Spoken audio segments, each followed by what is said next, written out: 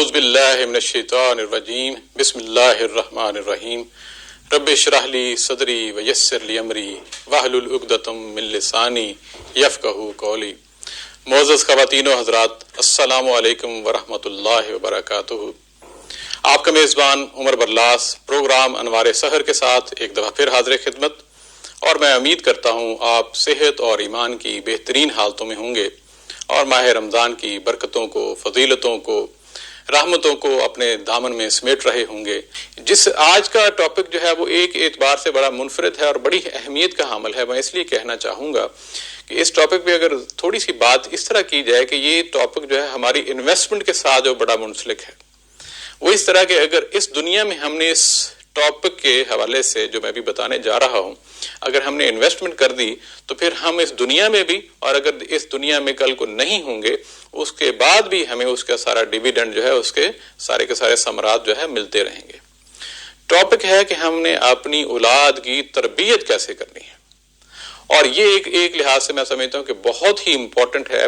بعض اوقات جو ہے وہ ہم اس چیز کو اگنور کرتے رہتے ہیں، ہماری مصروفیات دنیاوی لحاظ سے اس قدر زیادہ ہو جاتی ہیں کہ ہم نے اولاد والا جو ان کی تربیت کا معاملہ جو ہے وہ دنیاوی لحاظ سے تو بعض اوقات ہم پریشان ہوتے ہیں کہ یہ پتہ نہیں اچھا ڈاکٹر بن پائے گا کہ نہیں بن پائے گا، بڑا جو انجینئر بن پائے گا کہ نہیں بن پائے گا، لیکن خاص طور پہ جو ایک منفرد اور جو ایک مین پہلو ہونا چاہیے کہ یہ اچھا انسان اور اچھا مسلمان بھی بن پائے گا کہ نہیں بن پائے گا، یہ بہت ضروری ہے۔ اور اس میں اگر دو تین ہم اگر سٹیپس میں بات کریں اس ٹاپک کے حوالے سے، تو سب سے مین چیز میں سمجھتا ہوں جو کہ انسان کے اندر جو ہے، میں اس اولاد کی تربیت کے حوالے سے بہت ہی زیادہ جڑا ہوا ہے، اور وہ ہے جب آپ شروع میں اولاد کو رزق حلال کھلائیں گے تو آپ کی اور میری جو بعض اوقات کمیاں کوتاہیاں ہوتی ہیں تربیت کے دوران، اللہ تعالیٰ انہیں درگزر کرتے ہوئے یقیناً اولاد کی جو ہے وہ تربیت صحیح راستے پہ اللہ تعالیٰ ہمیں رہنمائی فرماتے ہیں کہ یہ صحیح راستہ ہے، اولاد کی رہنمائی فرماتے ہیں۔ اور اگر کہیں اس سارے کے سارے معاملے میں تربیت کے آغاز میں میں یہ بات کرنے جا رہا ہوں کہ اگر خدا نہ خاصہ ہمارا رزق جو ہے وہ حلال نہیں ہے، حلال طریقے سے نہیں کمایا گیا، حلال چیزوں سے حاصل نہیں کیا گیا، اور اگر وہ سارے کا سارا گڑبڑ ہے، تو پھر اگلے ٹاپک جو ہے نا وہ ادھر ہی ختم ہو جاتے ہیں، وہ زیرو ہو جاتے ہیں۔ ہماری ساری عبادات، ہماری ساری نمازیں، ہمارے سارے حج، سارے عمرہ، جو بھی ہمارا صدقہ، خیرات، فطرہ، جو کچھ بھی ہے نا، وہ اسے ملٹی پلائی زیرو کر دیتے ہیں۔ یہ بہت امپورٹنٹ ہے۔ اور اگر اس لحاظ سے میں یہ چیز کہوں کہ اگر ہم تاریخ میں اور اسلامی تاریخ میں اور صحابہ کی زندگی میں اگر دیکھتے ہیں کچھ ایگزامپلز، تو ہمیں پھر سمجھ آ جاتی ہے کہ یہ کتنا اہمیت والا ٹاپک ہے۔ میرے سامنے وہ حدیث کا واقعہ، ایک اسلامی تاریخ کا واقعہ موجود ہے کہ حضرت ابوبکر صدیق رضی اللہ تعالیٰ عنہ کے غلام تھے۔ وہ کام کاج کرتے تھے، دور دراز علاقوں میں جاتے تھے، اور وہ آ کے جب وہ مال کوئی تھوڑا بہت جو ہے وہ بناتے تھے تو پھر اس میں حضرت ابوبکر صدیق رضی اللہ تعالیٰ عنہ کو بھی اس کا حصہ دیتے تھے۔ ایک دفعہ کیا ہوا کہ، اور عموماً یہ ہوتا تھا جب وہ مال لے کے آتے تھے، حضرت ابوبکر صدیق رضی اللہ تعالیٰ عنہ پوری تفصیل سے پوچھتے تھے کیسے گیا، کہاں سے کیسے کمایا، ساری چیزیں۔ ایک دفعہ ایسا ہوا کہ وہ کوئی چیز لے کے آیا، اور کھانے والی کوئی چیز تھی، اور اللہ کے جو ہمارے امیر المومن فرسٹ خلیفہ جو حضرت ابوبکر صدیق رضی اللہ تعالیٰ عنہ کو دیا، اور انہوں نے کھا لیا۔ کھانے کے بعد اب وہ کہانی شروع کرتا ہے کہ یا حضرت آپ کو پتہ ہے یہ آج کہاں سے ملی؟ تو انہوں نے پوچھا تفصیل بتاؤ۔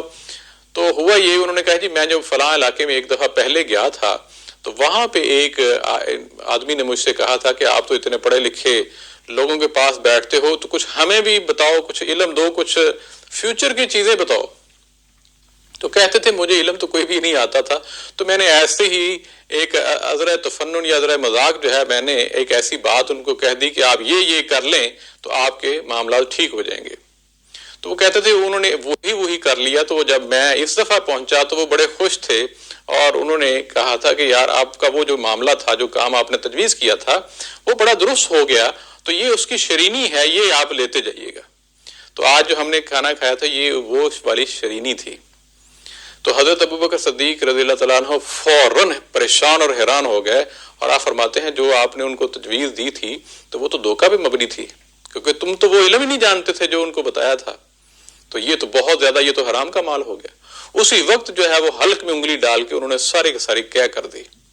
اب اندازہ کریں کہ ایک چھوٹی سی چیز جو ہے، جو کہ حلال چیز ہے وہ شرینی، لیکن ایک گفتگو کے دوران کہ کہیں اس کو دھوکہ تو نہیں دیا، اور وہ حرام قرار دے دی گئی اور نکال دی۔ بے شمار واقعہ تھا۔ اب آپ دیکھیں، ایک دفعہ حضرت امام حسن رضی اللہ تعالیٰ عنہ کھیل رہے تھے، حضور اکرم صلی اللہ علیہ وآلہ وسلم پاس تھے، تو وہ اچانک انہیں کوئی ایک کھجور نظر آئی۔ جس طرح بچے ہوتے ہیں، اور ان کی یہ تاریخی کتابوں میں لکھا ہوا ہے کہ 7.5 سال کی عمر تھی۔ اب 7.5 سال کا جو بچہ ہوتا ہے اس کو کتنی سمجھ بوجھ ہوتی ہے، آپ کو اندازہ ہی ہے۔ تو کھجور ویسے بھی کھانے والی چیز تھی، کھجور کو دیکھا بچے نے، اس کو منہ میں ڈال لیا۔ تھوڑی دیر بعد حضور اکرم صلی اللہ علیہ وآلہ وسلم، بلکہ یہ بھی ہے کہ وہاں سے اب جانے لگے تھے، تو انہوں نے حضرت امام حسن رضی اللہ تعالیٰ عنہ کو اٹھایا، تو محسوس ہوا کہ ان کے منہ میں کوئی چیز ہے۔ تو پوچھا یہ کیا چیز ہے؟ تو انہوں نے کہا یہ کھجور ہے۔ پھر کہا یہ کہاں سے لی؟ تو انہوں نے کہا جی وہاں سے لی، وہاں پڑی ہوئی تھی۔ تو آپ نے فرمایا نو، ہمارے لیے تو ہو سکتا ہے وہ صدقہ والی ہو، خیرات والی ہو، تو ہمارے لیے تو وہ جائز ہی نہیں ہے۔ فوراً اب دیکھیں آج کے ماحول میں سوچیں ذرا، بندہ کہتا ہے بچہ ہے کوئی بات نہیں، لیکن کہا فوراً نکال دیجئے۔ بلکہ بعض جگہوں پہ یہ بھی لکھا ہوا ہے انگلی ڈال کے وہ ساری کی ساری کھجور کی باقیات، ہر چیز جو اجزاء جسے وہ نکال دیے تھے۔ کہنے کے ساری بات کا مطلب یہ ہے کہ اتنی سینسٹیوٹی پائی جاتی تھی حلال اور حرام کے درمیان۔ آج کے حالات میں اگر میں دیکھوں، یہ میں صرف اور صرف ابھی اولاد کی طرف بعد میں جاؤں گا، بلکہ پروگرام کے دوسرے حصے میں ہم سیر حاصل گفتگو کریں گے کہ حلال اور حرام کے درمیان جو جس طرح اللہ کے رسول نے فرمایا نا کہ ایک وقت وہ آئے گا کہ لوگ کمائیں گے اور انہیں فکر نہیں ہوگی کہ جو کمائی آ رہی ہے وہ حلال کے ذریعے آ رہی ہے، حرام کے ذریعے آ رہی ہے۔ تو سب سے پہلا لیسن یہی ہے، سب سے پہلی جو بات ہم کرنے جا رہے ہیں وہ یہی ہے کہ اولاد کی تربیت میں اگر تو آپ نے حلال کمایا ہے تو انشاءاللہ اولاد جو ہے وہ آپ کے لیے وسیلہ بنے گی نجات کا بھی، ساری چیزیں۔ آپ جب دنیا میں نہیں بھی ہوں گے ان کا ہر نیکی کا عمل آپ کے ساتھ جائے گا۔ جس طرح وہ حدیث بھی ہے، بلکہ میں یہاں پہ کوٹ کرنا چاہوں گا، مسلم شریف کی حدیث ہے، آپ صلی اللہ علیہ وسلم نے فرمایا کہ جب انسان مر جاتا ہے تو اس کے عمل تو ختم ہو جاتا ہے، لیکن 3 چیزیں ایسی رہتی ہیں جن کا اجر انہیں بعد میں بھی ملتا ہے۔ سب سے پہلی چیز ہے جب وہ دنیا میں رہتے ہوئے کوئی صدقہ جاریہ کر گیا، اور دوسری چیز یہ ہے کہ اس نے اپنے علم کے ذریعے دنیا میں کچھ ایسا کام کر دیا، لوگوں کو پڑھا دیا کہ اگر وہ لوگ جو ہے وہ آگے تک تعلیم دیتے رہے تو وہ صدقہ۔ اور تیسری چیز ہے صالح اولاد۔